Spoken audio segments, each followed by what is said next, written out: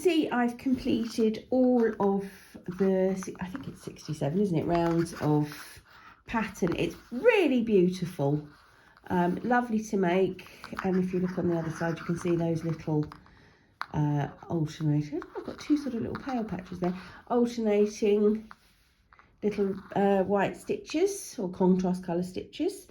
And what you will notice here is that I've created the heel flap and turned the heel, and that is obviously explained well in the pattern, but if you need help with this, do refer back to the videos that we've made to show you how to do this. This part's irrelevant for that. This heel flap and heel turn is identical on both pairs of socks, so there's a video earlier on that you can see how to work that.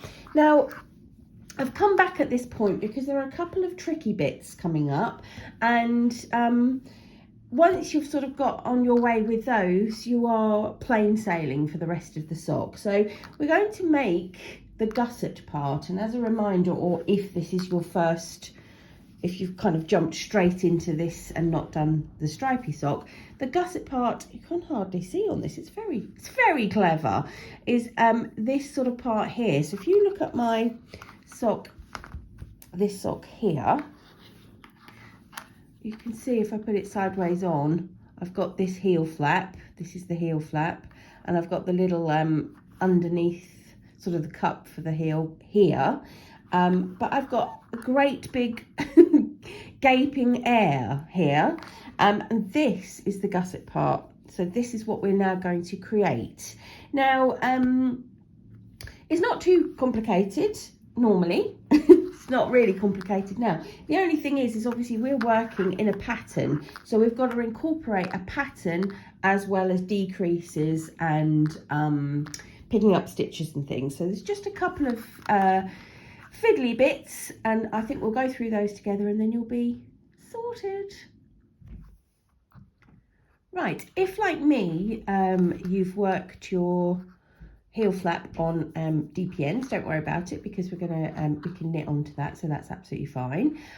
You will have worked your heel flap in the main colour only, and we will be introducing the contrast colour again shortly, so you'll need that. You'll need some stitch markers, and you'll need nerves of steel, because this is the trickiest part. We're now going to go back to working in the round. We're going to pick up stitches along this heel flap to create the gusset, and on top of all that we're going to work from the other chart in the book.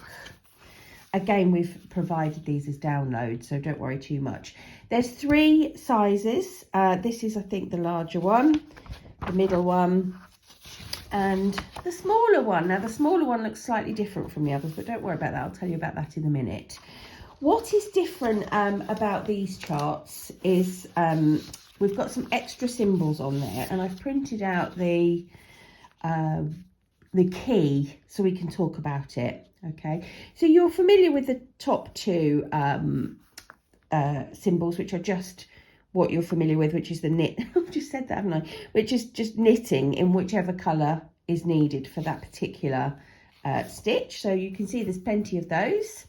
The new symbols are the yellow box here, which is no stitch, and these decreases. Now you'll know what a knit 2 together is and a slip slip knit is, because we'll have done those already, but you will see that they are also differentiated by colour here. Okay, so try not to worry too much. You know what a knit 2 together is, you know what a slip slip knit is, you just need to know what colour to be doing them in. So that's why there's sort of 4 symbols there.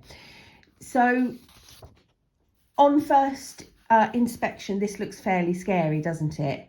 But I'm going to refer you back to our little tip of just looking at it one row at a time, and it looks less scary. Okay, it looks much less scary.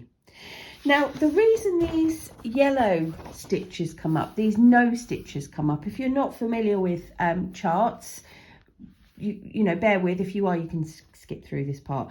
But if you look just below where these no stitches start, you're going to see the symbols for a decrease. So whether it's a slip slip knit or a knit 2 together, this one's a knit 2 together. Once you've knit 2 together, you've lost a stitch. which means next time round there's no stitch there to work. So that's why these sections, these little nose stitches start to appear. So once you've done, for example, up here, once you've done this knit two together, you're going to hop straight over to this stitch here.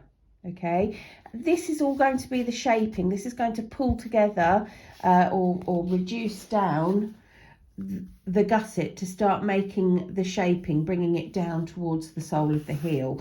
So when you look at it flat, it's fairly intimidating, but once you start working it line by line. Oh, and here is a top tip I had.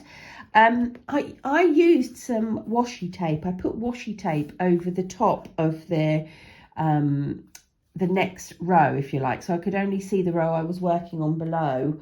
And of course, washi tape, it will peel straight off and you can move it on. Use some washi tape, use a piece of paper, whatever, cover it up and do one row at a time, and it will be much less intimidating. And by the time you get here, you're not going to give a monkey's about that. You can slice that off if you like, cut it off with a pair of scissors, it's gone. Now, you've got, like I said, you've got the 3 charts, and in actual fact, the medium and the large chart here are less of an issue to me because they just go all the way through to the end of pattern and it's lovely. Then you work your toe. With the small size, which of course is what I chose to do, isn't it? You've got a little bit of extra jiggery pokery going on at the top here because the size of the foot is smaller. You're going to have to bring in your shaping for your toe early on. But again, please don't worry about it, because by the time you've got up here, you'll be completely used to working decreases and losing stitches because you'll have done it already. So it's not going to be too much of a problem.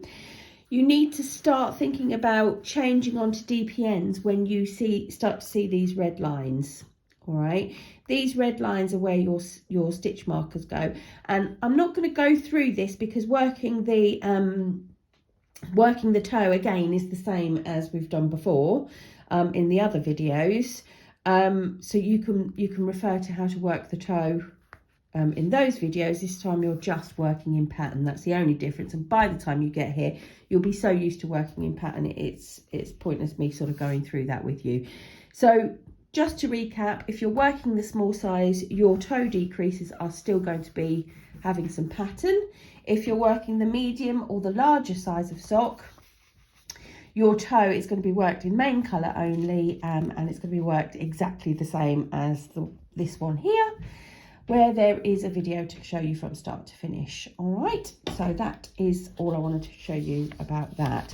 So I think we will now move into sort of the last thing I'm going to show you, which is just how to get going with this chart and how to sort of start working the gusset, because I think once that's underway, you're going to be fine.